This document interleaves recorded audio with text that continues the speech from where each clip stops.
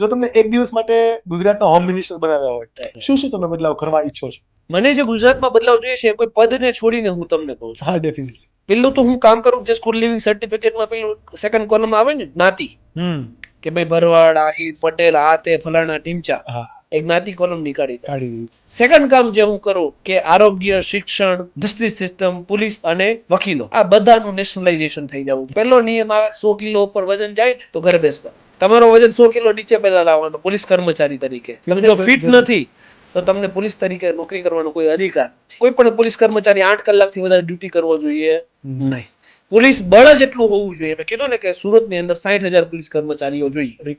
8 કલાકની ડ્યુટી હશે એટલે એને કામનું ફ્રસ્ટ્રેશન જ નહીં હોય. એટલે એ કોઈ પણ વ્યક્તિ સાથે તોછડાઈથી ક્યારે વાત જ નથી કરવાની. પોલીસ ડિપાર્ટમેન્ટમાં અને કોઈ પણ પોલીસ સ્ટેશનની અંદર કોઈ પણ વ્યક્તિ જાય એટલે ઓફિશિયલ વર્ડ સર અને મેડમ હોવા જોઈએ. પોલીસ કર્મચારીનું એ શાયદ કોઈ પણ એનો રેન્ક એનો મિનિમમ સેલેરી 1.5 લાખથી 2 લાખ રૂપિયા હોવી જોઈએ. ભ્રષ્ટાચારને મોટામાં મોટો પ્રોત્સાહિત આપતું કોઈ પણ એક માધ્યમ હોય ને એ છે કે ઓછો પગાર. અને પોલીસ સ્ટેશનના અત્યારે સ્ટ્રક્ચર જોવો તમે, ડિજિટલ યુગની અંદર પોલીસ સ્ટેશનો એ પ્રમાણે ડિજિટલ બનાવવા પડે. ફિમેલ અને મેલ પોલીસ ઓફિસર અલગ હોય. કોઈ પણ પોલીસ ડિપાર્ટમેન્ટમાં કોઈ પણ પોલીસ સ્ટેશનની અંદર ફિમેલ માટે એક અલગ સેક્શન હોવો જોઈએ.